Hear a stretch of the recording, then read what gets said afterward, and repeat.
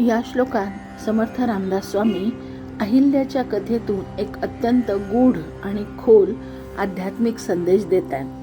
ते फक्त रामायणातील प्रसंग सांगत नाहीत, तर त्या प्रसंगाच्या मागे दडलेलं मानवी मनाचं, मायेचं आणि भक्तीचं तत्वज्ञान उलगडत आहेत. अहिल्या ही केवळ एक व्यक्ती नाही, तर ती आपल्या मनाची अवस्था आहे. अस्थिर, भटकणारी, मायेच्या जाळेत अडकलेली आणि रामाचा पदस्पर्श म्हणजे केवळ शारीरिक स्पर्श नाही, तर तो आहे भक्ती, नामस्मरण आणि चैतन्य याने जागवणारा दिव्य स्पर्श. या श्लोकातून समर्थ एकच एक गोष्ट पुन्हा पुन्हा मानवाच्या मनावर ठसवत आहेत, ते म्हणजे भक्ती हाच खरा मार्ग आहे आणि त्या मार्गातूनच माणूस स्वतःचा उद्धार करू शकतो. श्लोक क्रमांक 32. अहिल्याशिळा राघवे मुक्त केली, पदी लागता दिव्य होऊन गेली. जया वर्णिता सीनली वेदवाणी, नुपेक्षी कदा रामदासाभिमानी. जय जय रघुवीर समर्थ. अहिल्या कथा आपण ऐकलेली आहे. गौतम ऋषींची पत्नी असलेली अहिल्या, तिच्या सौंदर्यामुळे इंद्राला तिचा मोह पडला. इंद्र कपटाने तिच्या जवळ जातो. त्यानंतर जे घडलं त्यातून गौतम ऋषी खूप रागवतात आणि अहिल्याला शाप देतात, तू शिळा हो. पण त्याच वेळी एक आशेचंही वचन देतात, ते म्हणजे तुझा उद्धार राम अवतारात होईल.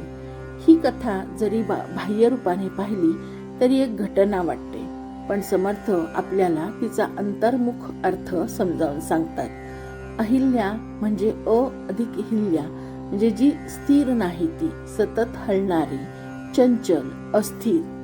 हेच आपल्या मनाचे स्वरूप आहे. मन कधीच स्थिर राहत नाही, ते सतत एका विषयातून दुसऱ्या विषयाकडे धावत असतं.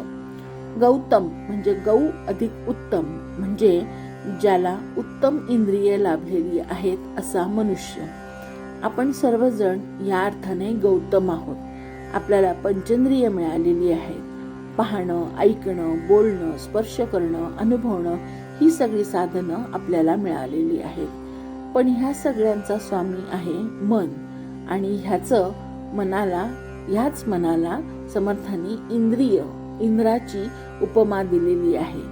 हे मन जर विवेकी असेल तर शांत असतं, म्हणजेच ते देवासारखं काम करतं. पण जर हे वासनांच्या मागे धावायला लागलं तर ते पिशाच्यवत बनतं.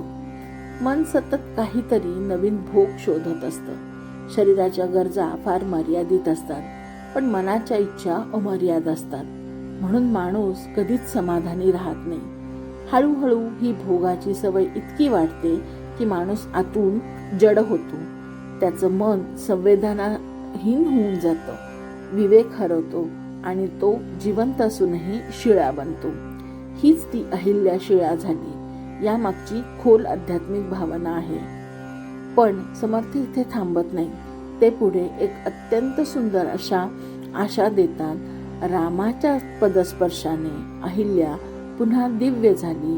याचा अर्थ असा की जर मन भटकत असेल तरी सुद्धा ते मन शांत आणि काबू करायचं असेल तर ते रामाच्या भक्तीत स्थिर करणं, रामाच्या चरणी मन अर्पण करणं म्हणजे आपला उद्धार होणे सहज शक्य आहे. जेव्हा माणूस खऱ्या अर्थाने भक्ती करायला लागतो तेव्हा त्याला आत एक बदल घडतो.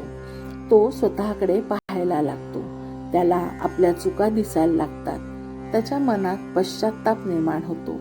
हा पश्चाताप खूप महत्वाचा आहे, कारण तोच माणसाला बदलाकडे नेतो. भक्ती म्हणजे फक्त देवाचं नाव घेणं नाही. भक्ती म्हणजे स्वतःला ओळखणं, आपल्या चुकांची जाणीव होणं आणि त्या चुकातून बाहेर पडण्यासाठी प्रामाणिक प्रयत्न करणं. अहिल्याचा उद्धार हा फक्त एका स्त्रीचा उद्धार नाही, तर तो प्रत्येक माणसाच्या जीवनाचा संकेत आहे. आपलं हे मायारूपी शरीर, हे चंचल मन जेव्हा रामाच्या चरणी ठेवतो तेव्हा आपला उद्धार निश्चित होतो. समर्थ जणू सांगतायत, तू कितीही भोगात अडकलास, कितीही मायेत भरकटलास तरीही आशा सोडू नकोस, कारण रामाचा एकच स्पर्श म्हणजे एक क्षण जरी भक्ती केलीस तरी तुझं संपूर्ण जीवन बदलू शकेल. पुढे समर्थ सांगतात की रामाचा महिमा इतका महान आहे की वेद सुद्धा त्याचं पूर्ण वर्णन करू शकत नाही. वेद बोलून थकतात, पण रामाचा महिमा संपत नाही. मग साधा माणूस काय करणार? समजून घेण्याचा प्रयत्न नाही तर अनुभव घेण्याचा प्रयत्न करायचा, आणि तो अनुभव मिळतो भक्तीतून. शेवटी समर्थ एक अतिशय दिलासा देणारी गोष्ट सांगतात. राम आपल्या भक्तीची कधीही उपेक्षा करत नाही. भक्तीची म्हणजे जे भक्तिरूप भक्त आहेत, भक्त त्याच्या जे चरणी आपलं मन तन अर्पण करतात, अशा भक्तांची ते उपेक्षा कधीही करत नाही. अहिल्या चुकली होती, भरकटली होती, पण रामाने तिला नाकारलं नाही. याचाच अर्थ तू कितीही चुकलास तरी राम तुला कधीच दूर करणार नाही.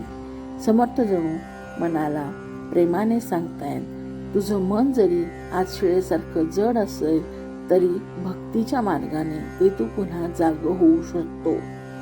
रामाच्या चरणी मन अर्पण कर, पश्चाताप होऊ दे आणि स्वतःचा उद्धार करून घे, कारण शेवटी भक्ती हाच खरा सन्मार्ग आहे. आणि ह्या मार्गावर चाललास तर तुझं शिळेसारखं मनही दिव्य होईल. ह्या श्लोकाचा अर्थ मला जसा समजला तसा मी सांगण्याचा प्रयत्न केलेला आहे. ह्यात जर काही त्रुटी असेल तर क्षमस्व. जय जय रघुवीर समर्थ. ह्या श्लोकांसारखा इतरही श्लोकांचा अर्थ जर आपल्याला जाणून घ्यायचा असेल तर कृपया माझ्या चॅनलला सबस्क्राईब करा. धन्यवाद.